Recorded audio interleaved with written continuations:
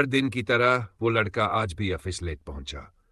उसे बस इस बात की चिंता थी कि कहीं फिर डांट न पड़ जाए। इस जल्दबाजी में वो नोटिस नहीं कर पाया कि सिक्योरिटी गार्ड के सिर में एक कप फंसा था और लिफ्ट के दरवाजे खून से सने थे।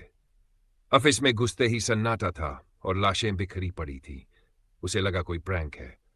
तभी फोन बजा मैनेजर का कॉल। वो गया अंदर, देखा मैनेजर पेंसिल घुमा रहा था और उसके पास पड़ा था एक कर्मचारी जिसके शरीर में दर्जनों पेंसिलें घुसी थीं। मैनेजर अचानक उठता है और उसे बाहर फेंक देता है।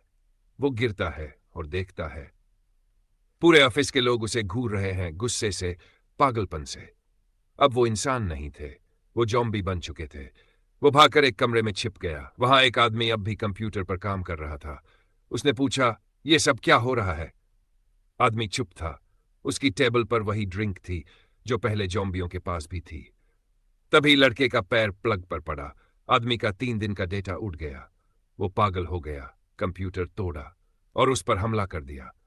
संघर्ष में गलती से उसका खून हो गया। लड़का डर गया। पुलिस को कॉल की, पर नेटवर्क नहीं। कम्युनिकेशन रूम में कॉल किया, वहां मोटा पागल आदमी ऑपरेटर को मार देता है। अब उसे समझ आया, ये ऑफिस अब बचने की जगह नहीं रहा।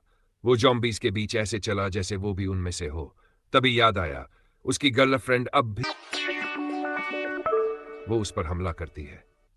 फिर अगले ही पल सामान्य हो जाती है। शायद उसने पूरा ड्रिंक नहीं पिया।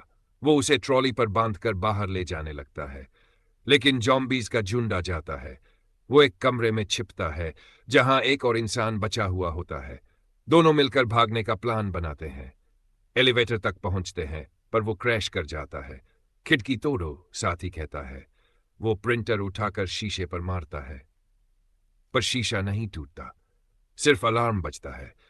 पल में पूरा ऑफिस सील हो जाता है, क्योंकि ये कोई आम ऑफिस नहीं था, ये थी एक वेपन।